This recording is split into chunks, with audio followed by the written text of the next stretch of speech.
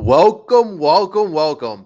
Well, folks, let me ask you this. How are we liking Juan Soto now? Oh boy, Juan Soto morphing into MVP form.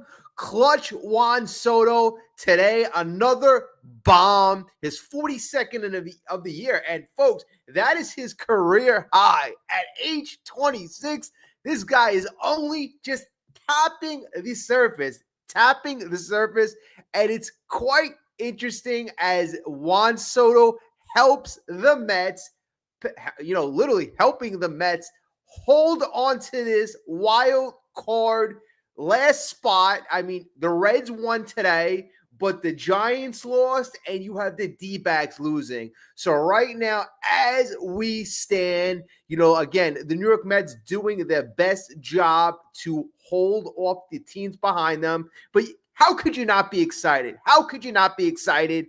With 2 games up on the Reds, we are 3 games up on the D-backs, and the D-backs are all but, they're still technically in it, but they have that daunted schedule left. They are facing 8 teams with all over a 500 record. So that is going to be a tough schedule. The San Fran Giants are now 4 games back after the latest loss. And with the Mets having the tiebreaker, they're virtually 5 games ahead of the Giants. So right now, if you're a New York Mets fan, you got to just circle the Cincinnati Reds as being your number 1 challenger right now. So, but if you're the Mets, you just got to focus 1 game at a time. 1 game at a time. So today, the New York Mets had Brandon Sprout on the mound, one of the other young phenoms, other young kids.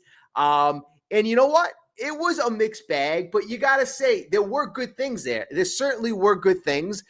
So we're going to address that. But before we get into it, whether you're watching this live or on replay, I need you to hit the like button.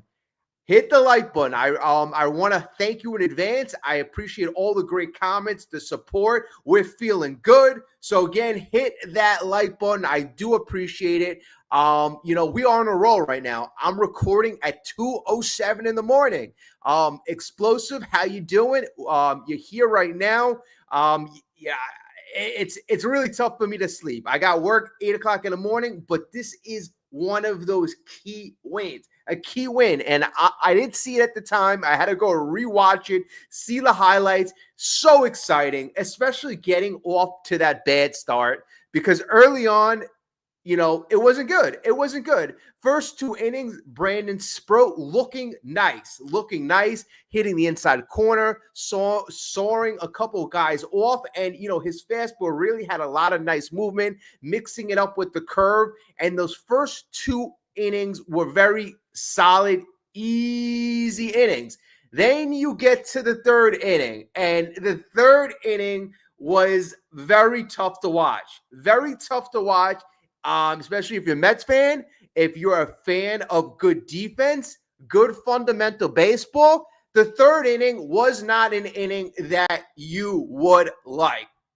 So, and if you're a Jose Siri fan, I just want to say this, because Jose Siri did make some pretty egregious errors in that 3rd inning. And, a lot of times when an MLB professional player makes an error, it may be tough. It may be like a scorer's decision. Hey, was it a hit? Was it an error? These were legit errors, legit misplays. One of the balls they were hit in the left center field gap, and literally Jose Siri was there. It was hit the glove. It hit in the glove. Couldn't have been more. It's a can of corn play for a guy like Jose Siri. It just virtually went in the glove, bounced out. And that led to a run scored. Then you had another ball that was hit in the right center field gap. And Jose Siri clearly had an angle to the ball. Actually, he took the wrong angle. But because he took the wrong angle, literally the ball literally trickled 5 inches past him on the right side. And, it looks like, hey, why couldn't he bend down? Why couldn't he slide? The fact of the matter is, the reason why you don't see that play look like that, and it looked bad. It was a little league error. is because he took the wrong angle. So that led to, again, a couple unearned runs. The Nationals would score 4 total runs in that inning. A couple of them were unearned. And, that's tough. That's very tough for a guy like Sproat, especially in a start where you really needed him. You really needed him to give you length. He would end up going 4 innings, only allowed 4 hits, 4 runs total would cross the plate. It's one of those games where you like the fact that, he had 5 strikeouts, he had 2 walks, not the best, but also not the worst. But his defense did not help him. His defense really did not support him. So that was it. The defense didn't support him. But the good thing is the New York bats would wake up, and they would wake up in a huge way.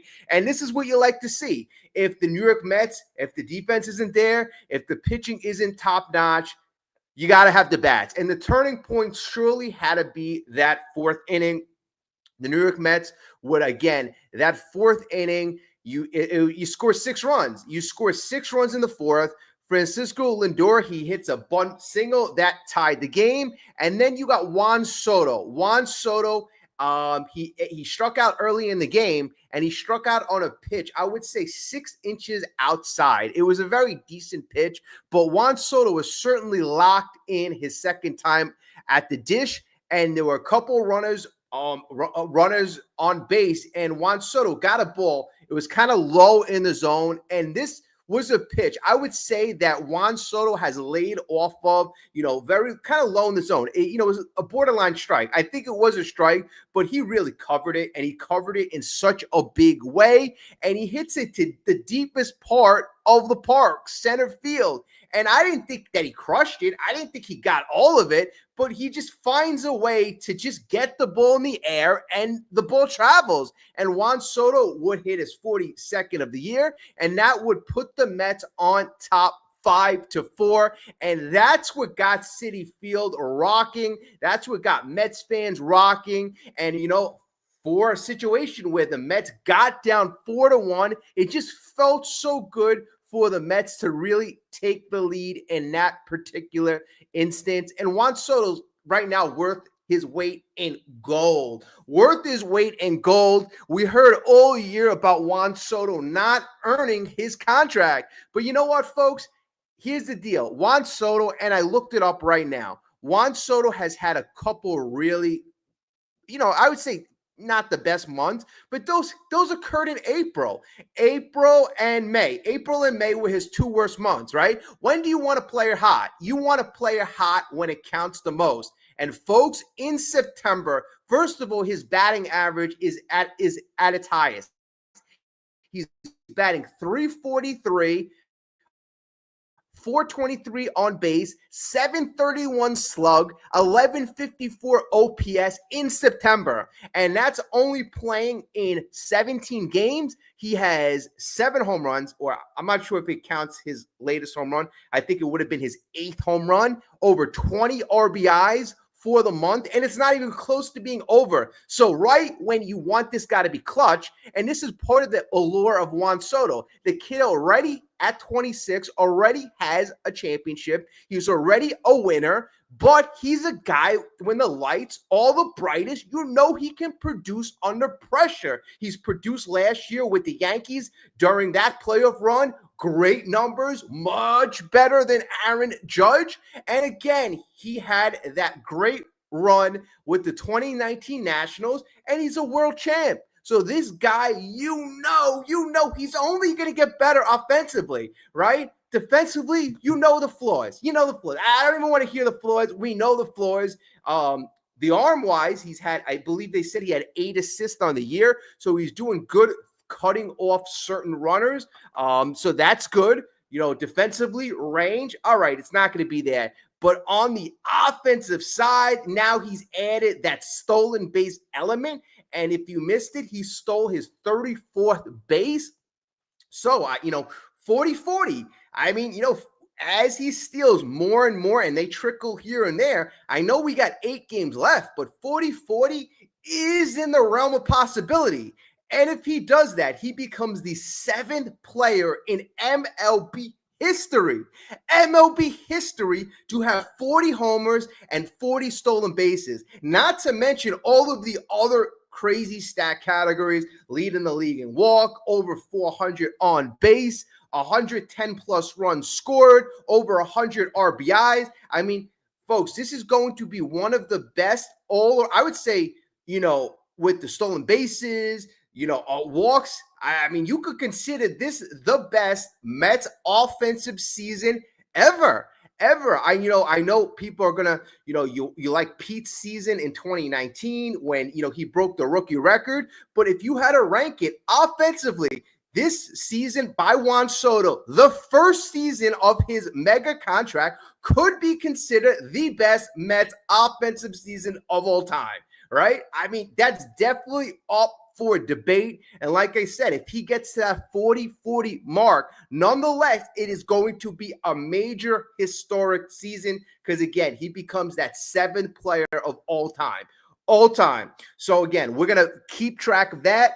And, who knows? Once we get to our last series of the year, when we're playing the Marlins, it might be all said and done. I mean, the Reds right now, you give them credit. They are on a 3-game win streak. So that's why they remain 2 games back in the wild card. So, I mean, if they didn't have that 3-game win streak, I would say that it might be close to over. But Giants, I would say 5 games back, 8 to go. I mean, that's going to be very tough. So I consider them out of it. D-backs, 3 games back, and they have the toughest schedule out of the bunch. So I consider them kind of out of it. It's really the Reds and the Mets right now in a 2-man race for that last wild card positioning. And again, the Mets right now, if you look at the totality of their schedule, they have 2 more with the Nationals. Very big 2 games. You got to take games against teams like the Nationals. You got to. I think they are, because we are starting to step up our game, step up our play. And then we have that 3 games with the Marlins at the end of the season. Those are going to be very consequential games as well. You got to take those as well. And then we only have 1 series left with an over 500 team, and that's going to be our 3 games against the Cubs. So if you look at it, we have 8 games left. 3 games are against a team with over 500 record, and we have 5 left. What's the Marlins record? I haven't checked that in a while. So before I even make a declarative statement, I think they got an under 500 record.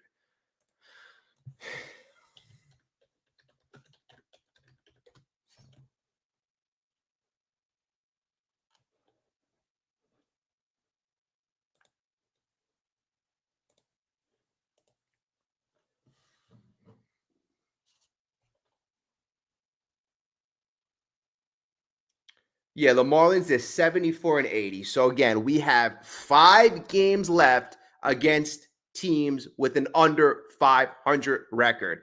The D-backs, all 8 games are against teams with over 500 records. So that's going to be tough. The Reds, let me get you their exact opponents and who they're playing. So the Reds, again, they're behind us. 2 games in the loss column. They did win today. So, again, they're giving us pretty decent competition. The Reds have 2 more games left against the Cubs. And then they have 3 games left against Pittsburgh. And then 3 games left against the Brewers. Now, if you are a Mets fan, you want the Phillies to continue to win. You want the Brewers to have to play for something in that last series. You want the Brewers not to start sitting everybody. We need the Phillies to continue to win, to continue to stay close to the Brewers so that the Brewers are playing for something. All right. But nonetheless, the Reds have 5 games remaining against teams that have at least a 500 record, and they only have 3 games against the Pirates. So again, the Mets have the most games left against inferior opponents. So if you're looking at in terms of a schedule matchup, we have, again, a couple game lead on the teams behind us, and we are playing the worst schedule. So, you know what? Good stuff on that front. But again, you got to like this. You got to like that the New York Mets, in my opinion, in the back of their heads, they have a lot of experience. They have a lot of talent. And I always felt that hey, once they needed to, they could turn it on. Guys like Juan Soto, Francisco Lindor, Pete Alonso. And you've kind of actually seen it as of late. Especially in the Padres series, you saw Pete Alonso get awful hot. I mean, Pete Alonso is still in that mode. And, when do you want to get hot? If you're the New York Mets, when do you want your plays to get hot? You want them to get hot now going into the playoffs.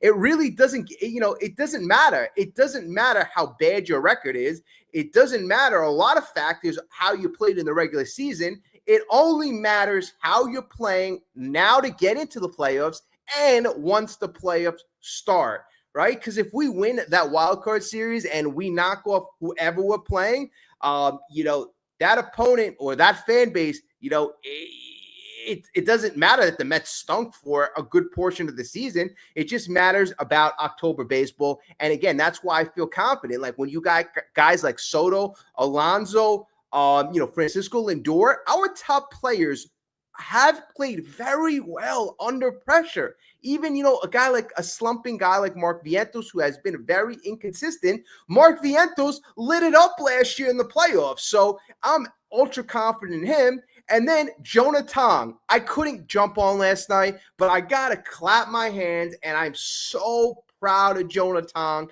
yesterday. That was monumental. And it was asked after he had that horrible start against the Rangers when Jacob deGrom was pitching, if Carlos Mendoza and David Stearns were even going to let Jonah Tong have another starting pitching performance. And at the time, I don't think they gave a definitive answer. And then a couple of days later, it was, pronounced that he would be a starter. Not only did he start, the kid dominated.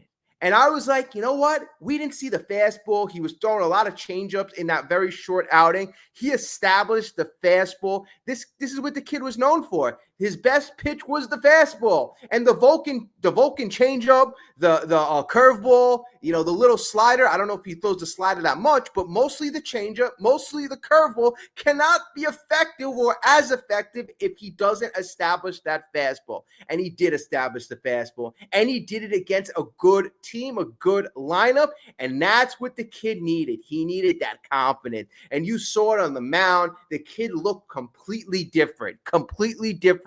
And I'm proud of him. I'm proud of the Mets for doing the right thing because he needed that. The last thing the kid needed was to never start again this year and to wait till 2026 to start. That would have been horrible. Or even wait to the playoffs, depending on what they do with the playoffs. You don't need that sour taste in his mouth that the last game was a complete crap show.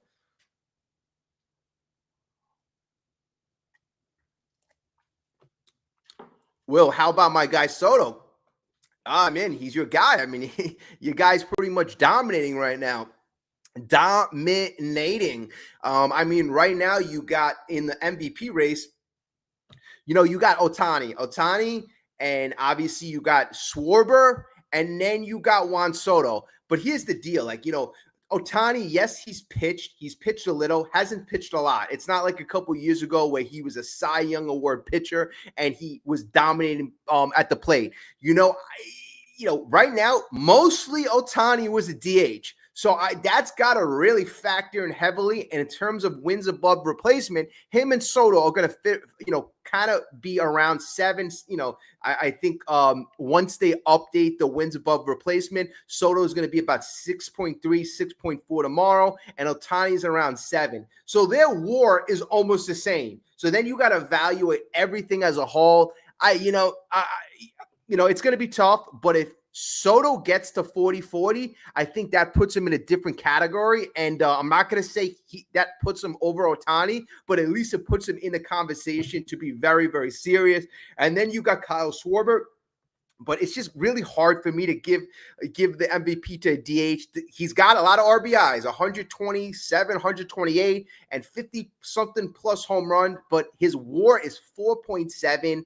I mean, that would probably be one of the lowest wins above replacement for an MVP in a very long time. So even though Schwarber's having a decent season, I think Soto still has surpassed that in terms of all around with the walks, the runs scored, the stolen bases, the 40-40 potential. But again, it's very exciting. I don't think we've ever had an offense. And again, I said this in the beginning. I think this Soto year in his first year as a New York Met can go down as one of the best New York Mets offensive season ever compared to Pete's 2019 year. I mean, look at whoever you want. Darryl Strawberry back in the mid 80s, Mike Piazza, whatever year, David Wright's 07 year, whatever year you want to compare it to, this Juan Soto year stacks up against any year, in my opinion.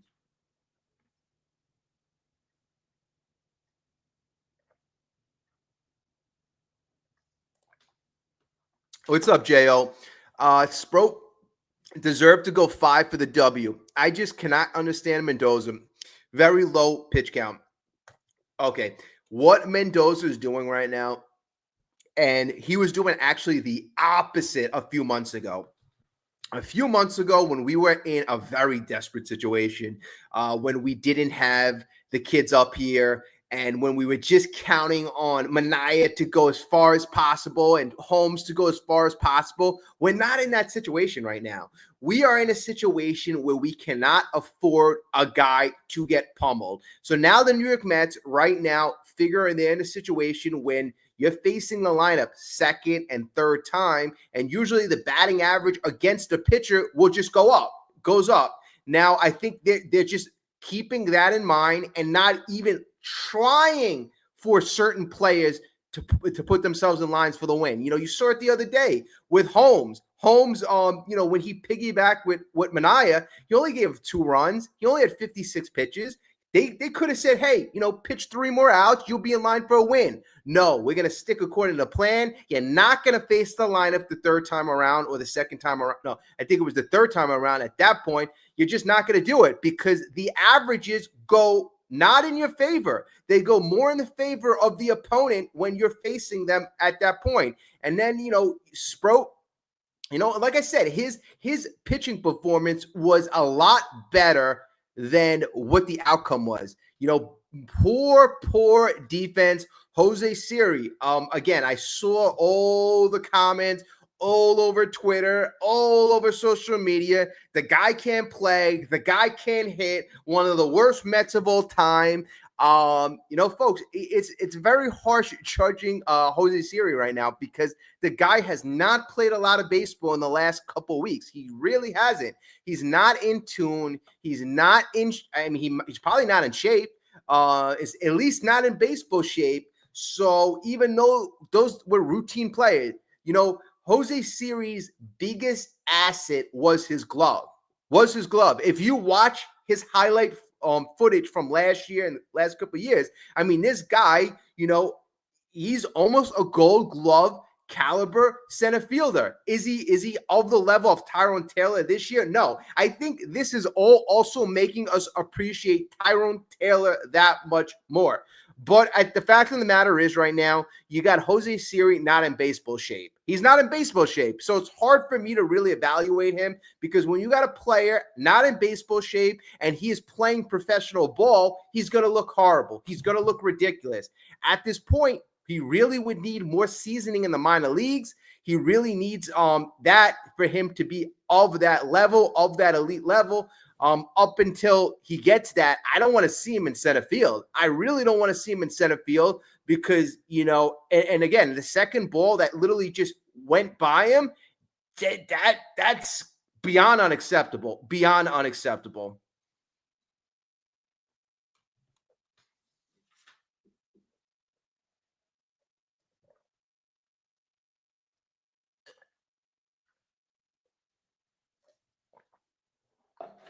Wow. All right. So 2:30 in the morning, and it is September 20th. and we literally have 1 week left. It's actually hard to really wrap my mind around it that a week from now, we should have a really strong idea if we're going to make the playoffs. I really hope it doesn't come down to the last couple of games. I really don't. But so this point next year, not next year, next week, we really should know if we're going to be a playoff team. And I'm really hoping those last 3 games against the Marlins, I'm hoping we do get a chance maybe to get 1 or 2 guys some rest, because, then you're going to jump right into the playoffs, and we got to play that extra series. So it would be awful nice to get a couple guys, maybe a game or 2. But the offense today, so the Mets offense, 12 runs, 13 hits. 12 runs, 13 hits. Very good offensive day. The Nationals, 8 hits, 6 runs, 3 errors. So if you're a person, I said it earlier, who likes fundamental baseball, this wasn't your game. A lot of ugly plays. Mets didn't play great. Nationals didn't play great. Not a great defensive game. Juan Soto, I would say the hero of the game. 2 for 3, 2 runs scored. Again, he's a run machine, this guy. 3 RBIs. A couple weeks ago, we were saying he doesn't hit anything more than a solo shot. Since then, he's hit multiple 3-run homers, 2 walks. Hell of a game. 2 runs, 3 RBIs, a big home run, 2 walks, complete game. Another guy who had a great game, another guy who's being ultra consistent, and another guy who I can consider very, very clutch, Francisco Lindor. He went 3 for 4, 4 runs scored, and he had a very big RBI as well. So that was good for Francisco Lindor. Brandon Sproat's final line, 4 innings, 4 earned runs allowed, 5 strikeouts, 2 walks, and he didn't allow any home runs. After Sproat, the relief pitchers pretty much, I got to say, pretty much shut down the Nationals. Brooks Raley, he got the win, but you saw a couple relievers go out there. And a lot of these relievers haven't, like a guy like Stanek. A guy like Stanek pitched 2/3 of an inning, and he got the job done. If this was a week ago, if this was a week and a half ago, I could see Stanek finding a way to give up a couple runs. I mean, he gave up that home run a few days ago. But again, I like to see an upward progression. Another guy that I'm starting to see an upward progression in the last couple games is Ryan Helsley. And this is a guy that we desperately need. And Carlos Mendoza and David Stearns, this was a guy that they said they feel is getting better, is turning the corner. And finally, he's due for that. Tyler Rogers, he came in for an inning, clean inning, didn't allow any hits, didn't allow any drama. And, Tyler Rogers, I mean, his ERA on the year is 1.85. 1.85. I know he's allowed some hits, allowed some runs here and there, but as a whole, I mean, for a year going into free agency, I mean, good for him. 4-5 on the year, 1.85, appears in 76 games for the year. So, I mean, he's having a good year, 0.90 ERA, and this is exactly what you need. We've gotten our bullpen some rest, and this has allowed some guys to finally get fresh. So it's really good to see. And, this is a game we needed a bullpen, and we needed a bullpen to come up big. So hats off, kudos to the bullpen, Mendoza, J.O., you mentioned Mendoza should have let Sproat get another inning. It actually worked out this way. It actually worked out. I mean, would I like to see the guy put in line for a win? I love it. I love these kids, the Nolan McClains. I want the kid to win as many games as possible. And I think I'm in that mindset. And I might not always be rational, but it just kind of bothers me to this day. And maybe it bothers you as well. It bothers me to this day how many wins Jacob deGrom never got years ago. How many wins the Mets screwed him out of in terms of not scoring. I mean, I don't know. Jacob deGrom's 37 years old. Does he have 100 wins in his career yet? I'm checking right now, but that's why I want these kids to get as many wins as possible. I want to see Nolan McClain as a 20-game winner next year. No, and Jacob deGrom at age 37, he's got 96 wins. So he still doesn't have 100 wins. That's interesting. That is interesting.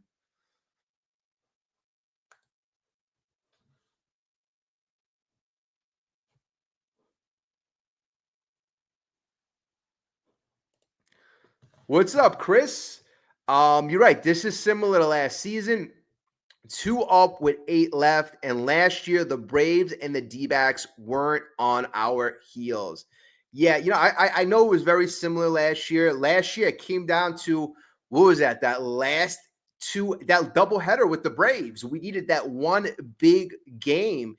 And Francisco Lindor, that's when he had that big home run. I mean, it came down to the wire last year. It did. I'm hoping in the next couple of games we can widen the gap with the Reds. I don't want it to come down to the last series. I don't. I'm just hoping that we get that breathing room. Maybe it's not good. Maybe it's good that it's pedal to the metal for the whole season. But I just think it's good if we have 2 or 3 games where we don't have to worry about using every relief pitcher in the 6th, 7th, 8th inning. I just want that type of breathing room. But if need be, if we got to go pedal to the metal until game 162, it happened last year. In fact, actually, you know what? Game 162, we did rest players because it was the first game of the doubleheader that we won. But, again, I don't want that. And remember, we had to play that extra Monday. It was tough. The Mets had to go into the Brewers series. We had to go into Milwaukee with 0 rest. And, the fact of the matter that we made it as far as we did with 0 rest and everybody playing 110% for so long since late August, because we were trailing. Now we're trying to stave off teams behind us. Last year, we had to pass teams. And then, we eventually took the lead.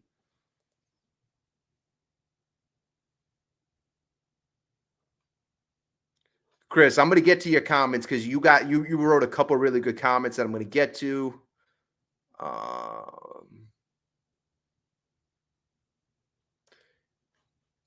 I like your Soto comments because Soto's big right now. Let's just call it what it is. I don't care who you are. I don't care what fan you are, Yankee fan, Red Sox fan, obviously a lot of people from, our division foes, Phillies, Braves, Dodgers, Padres, all the opponents, whatever. They're going to kill Soto. We know it. But is it coming from a place of logic? Is it coming from a place of sanity? It's not. They're competitors, so they're going to view things from their prism, which is going to be biased. So from Michael K to Brandon Tierney to Rich Eisen, they all claim to know what Juan Soto was thinking and feeling, even more than Soto was. Isn't it crazy? And I'm tripping with sarcasm. I mean, yeah, it's funny. It's funny when any broadcaster pretends to think what another person. I mean, just think about it. It's even when we say what a friend or, sibling or somebody else other than ourselves is feeling, that's just nuts. Because if we're not in their body, we're never going to know. Forget about an athlete like Juan Soto. Forget about that. I mean, it's funny. It's comical. These people are in the media. They're trying to get eyeballs. They're trying to get attention. They're trying to cause a stir. But again, does it make sense? No. And then you got another good point here.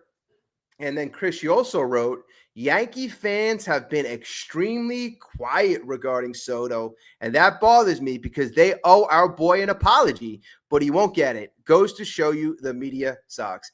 No, yeah, you're right. Again, I'm looking at StatMuse here, right? And it has a month-by-month performance by Juan Soto. In September, so far, he's batting 343. 343. Guy in the most clutch time is having his best month. his best month. He's tearing it up right now, hitting homers left and right, stealing bases, doing whatever he needs to do, getting on base, walking OBP. And again, you don't hear anything. You don't hear anything from the Yankees. I want to hear, tell me Soto sucks. Tell me Soto sucks. I mean, if the Yankees had Juan Soto right now, they'd be World Series favorites. They'd be World Series favorites. So, you can't. I mean, again, you just can't say this guy is a top,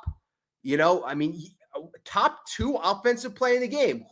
The only guy that you can kind of compare him to offensively that is consistently good offensively is probably Shohei Ohtani. Who else? Who else? I mean, let's just think of this. I mean, that is consistently year in, year out, this good. And I'm talking about that could potentially win the MVP. And Soto is, Ohtani's a couple years older. Ohtani's 31, 32. Soto's 26. So Soto is still on an upward trajectory this year. And people who say, it is what it is. It's not is what it is, because Soto this year is going to hit his most home runs, getting better. He's got his most stolen bases. So, this guy is doing things, on a higher level than he's done it in the past.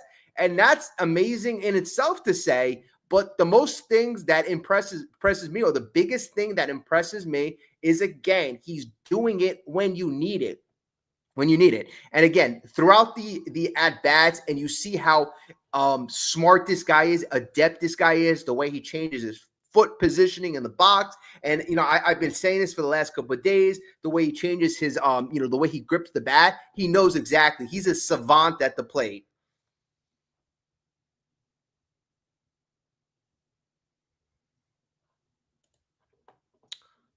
Mendoza is not doing it for us, my opinion, as all. I've had that opinion for a lot of the year as well. But, the fact of the matter is right now, it's really hard to get on anybody. The Mets are winning the last couple of games. It looks like we're building momentum. It looks like, we're getting productivity from players that have been dormant for a while, especially guys in the bullpen. And I like the fact that we're adapting. A couple games ago when we did that bullpen, that piggyback game, I like that. I like trying new things, right? And, you got Manaea struggling, Holmes struggling to go deep in the game. Okay, put them together, tag team it. And then what does that do? It saves the bullpen. And then what does that do too? Well, it shows that you can adapt. It shows that you can do things different if things aren't working. I did like that a lot. And again, I'm not saying that came just from Mendoza. I'm pretty sure David Stearns had a big hand in that decision.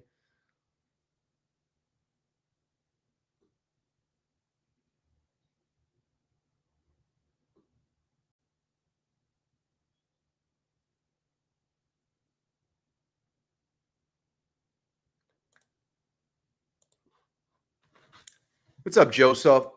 Mendoza is really bothering me.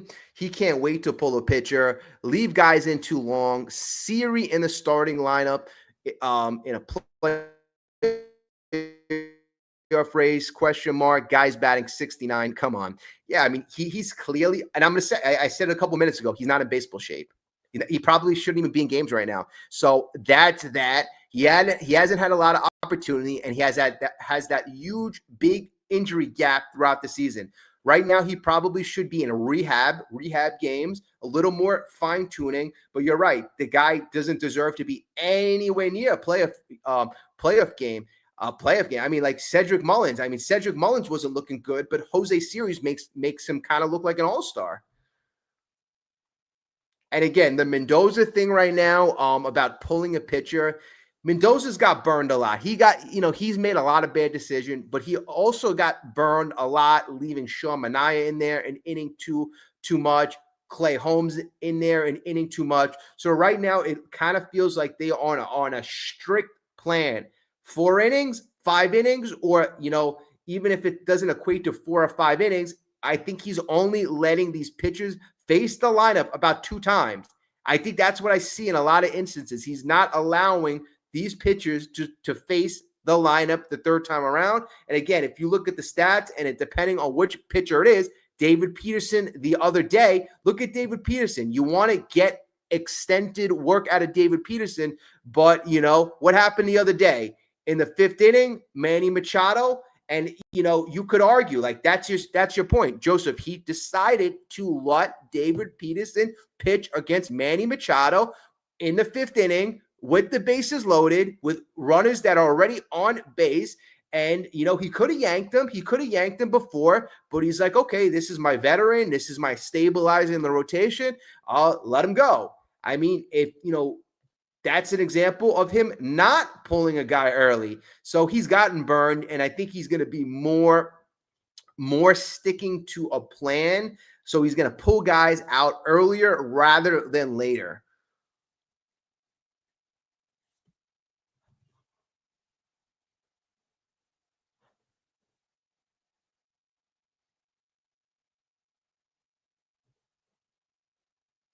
I put a on the thumbnail, I put a picture of Juan Soto smiling, right? And somebody wrote me and they said that was probably the one of the last times Juan Soto really smiled. Like look at the thumbnail, like you see Juan Soto smiling. I believe this is a picture from spring training, so it was a long time ago. And their thing was, and I think it was a fan from another fan base, they were saying Juan Soto's not smiling, this and that. But I think I've been looking at it wrong. Since Juan Soto got this contract, obviously we know it comes with pressure. Not only does it come with pressure, it comes with raised expectations. But I think in the mind of Juan Soto, he also has that big expectation, for himself. Wants to win a World Series. So right now, there's really nothing to smile about, nothing to be happy about. He's got his game face on. Will he smile here and there? Fans, give him a cheer him. Yeah, he have a little smirk. But the guy's not like, smiling like, Francisco Lindor with everybody.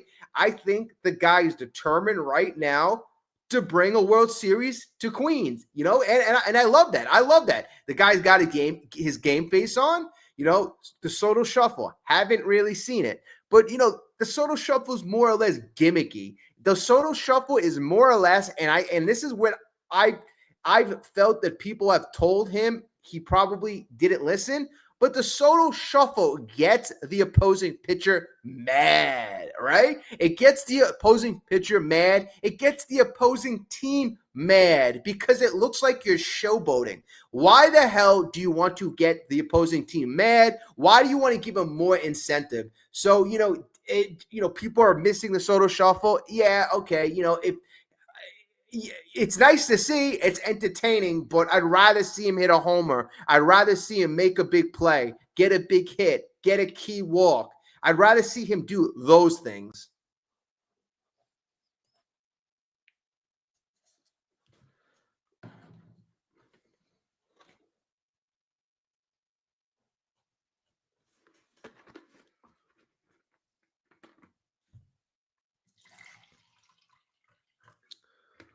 What's up, Giovanni?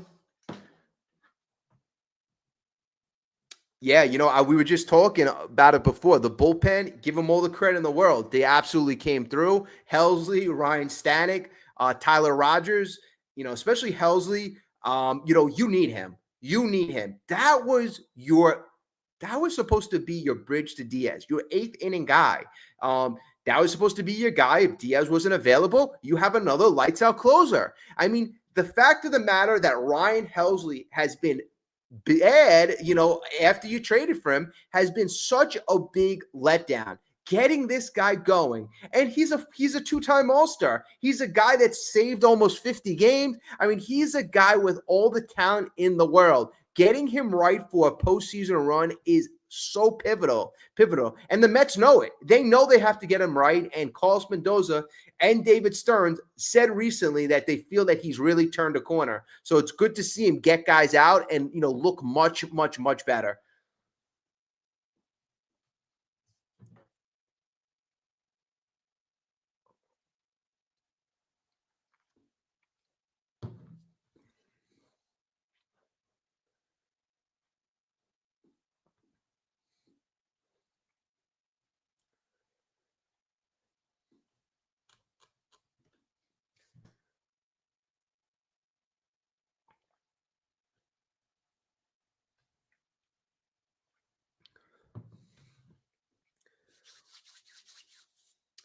All right, folks. Again, if you can like the video, take a second right now. Just hit that like button. It really does help out the channel, and I do appreciate everyone. Um,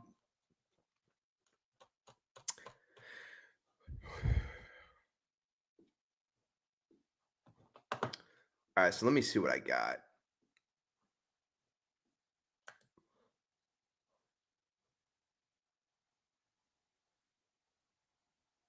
Oh, I also want to say this too. I'm looking through my notes right now. Francisco Alvarez, I want to give the guy credit. Coming through, big hit. Um, Big hit today. And I wasn't so high on Alvarez. I still think he should kind of be on the sideline only because he's a young guy.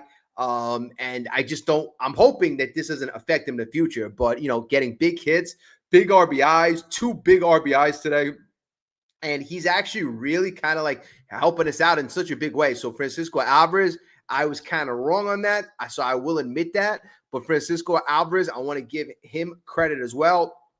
Marte is looking very, the whole year, the guy's batting 280. And again, getting key hits, that's that solid veteran presence. Brandon Nimmo, 2 RBIs today as well. The lineup, up and down the lineup. The only guy right now that we kind of really need to get going, and that has been struggling is Mark Vientos. A couple weeks ago, he got going, but the last 7 games, Swaggy V is batting a $130. So last 7 games, he's batting a $130. So that's the last 23 at bats, and the last 49 at bats, he is batting a $184.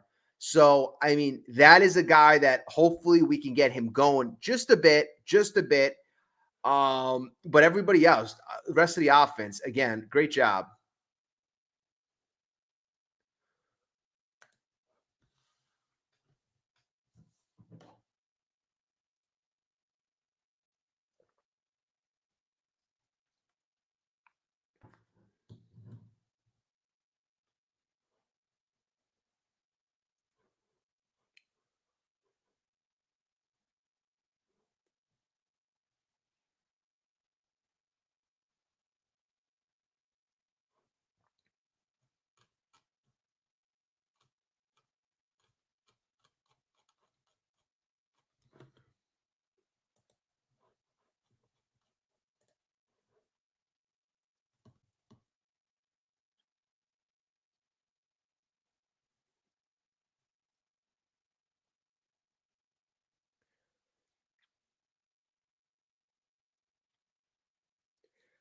All right, so Joseph, I saw. So if Pete walks, I walk. So Joseph, obviously, the number one thing, we don't want you to walk. We don't want you to walk. But it's really going to come down to. It's obviously going to come down to what Pete wants to do. The Mets, I feel they're going to give him a short-term contract. If they give him like a longer-term contract, it's definitely got to be for under 30 million. And the reason why I'm a bit hesitant is because I went through the Mets salary for next year. And if you sign Pete to anywhere around 30 million and you bring back all the arbitration contracts, the Mets are already at $300 million. We already have a $300 million payroll, and that's making really no additions. So David Stearns is going to have to be really, really creative. We'll see. Are we going to get like how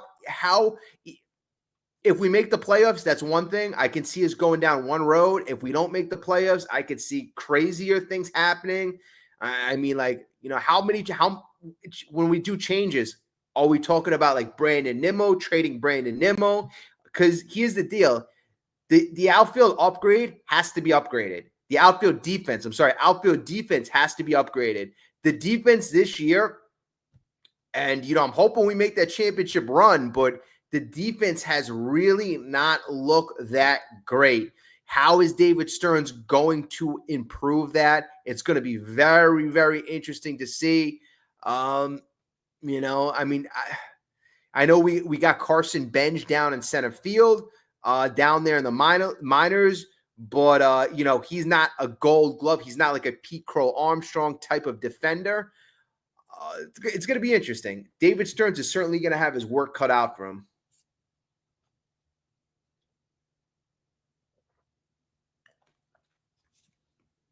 I think, yeah, Giovanni, JL, Joseph, you guys all make great points. Soto needs protection, and a guy like Pete, it doesn't grow on trees. I mean, look at Pete's years. This is a ridiculous year, really. I mean, it's a ridiculous year by Pete Alonso.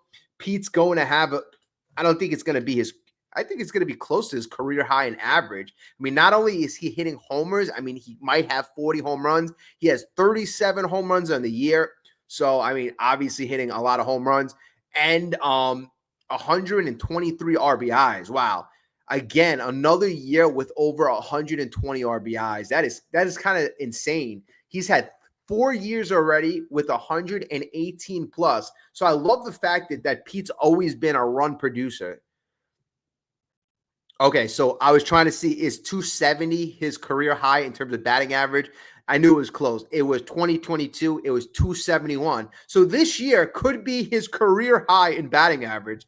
So not only is he driving in runs, hitting home runs, but he could have that career high in batting average. But not to mention, one of the biggest things he's doing is he's providing much needed protection to Juan Soto. And I mean, when the New York Mets are talking to Pete Alonso over the offseason and they're deciding whether or not to keep Pete Alonso, I think they have to envision and have to talk to themselves, if we don't sign Pete Alonso, again, who do we have to protect Juan Soto?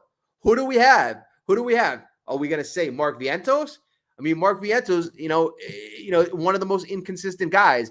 Brett Beatty, could you project Brett Beatty to be a 30 home run guy? I mean, maybe, but that's going to be a lefty, so that's not going to work right there. So right now we got lefty, righty, and then if you include, you got the switch hitter at the top of the lineup. Yeah, I mean, I would definitely try to sign Pete. But we just got to prove that this whole thing can work. I think we have to make a deep postseason run, because, then if you look at financial terms and you look at like, hey, Steve Cohen, I need you to give me $35 million for Pete Alonso for the next 3 years. And then all of a sudden, Steve Cohen goes, hey, you had all 3 of them this year. Pete's never going to be this young. Who knows how he's going to be in 2 or 3 years. And this year, a dominant year, you guys don't make the playoffs. So we got to make the playoffs. We got to make a deep run. You got to make it make sense for Steve Cohen to want to invest in Pete Alonso. I mean, that's how I'm looking at it. And then, yeah, again, then you ask those questions. If you don't sign Pete Alonso, where else do you go?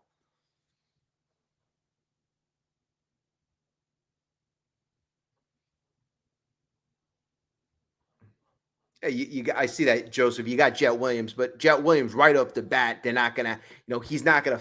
That's not his role. His role's not going to be to protect a guy like Juan Soto. But Jet Williams, you're right. Jet Williams is going to be a very exciting player, high on base guy. He's going to be very, very fun to watch. Carson Bench too, another very exciting player. But again, how much stronger is the team going to be if you have these guys to add along to already a Pete Alonso? I think, when I said a couple of weeks ago, and I was trying to figure out, you got a 4-man core. You got Nimmo. These guys are making the most money. So you got Nimmo, you got Soto, you got Alonso, and you got Lindor. In my opinion, financially, I think one guy has to go. And I was thinking, okay, just by virtue of the guy being a free agent, a couple weeks ago he was struggling. It might be Alonso, but now we're seeing down the stretch being clutch.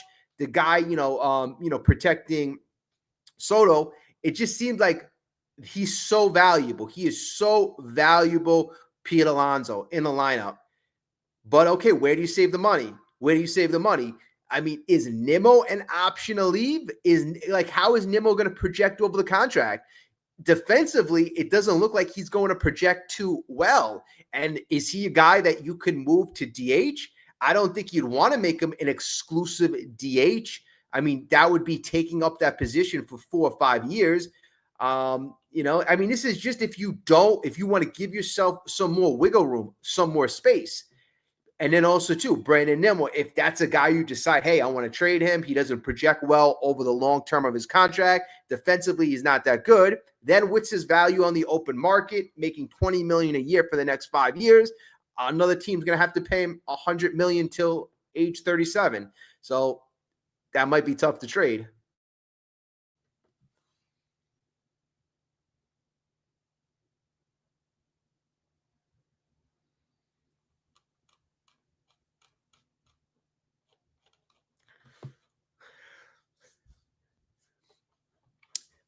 All right, everyone. I'm gonna have to get going only because I got work in 3 hours. But I'm probably gonna pop on later. I believe I got off Sunday, so it's gonna be another late night tomorrow night. So I'm gonna see everybody after the game. Again, we keep winning. We're in good shape. Doesn't matter what anybody else does. It would be nice to see the Reds lose, but they're gonna lose. They got 5 games left with teams of 500 records or better. So the Reds are going to lose. I said when the Mets had 14 games left, I said the Mets have to go 9-5, 9-5. So, I'm still interested to see if they hit that mark. Okay. Well, we'll see. I'm going to get going, everyone. Hopefully we all have a great night and enjoy the night. Have a great one, folks. Let's go Mets.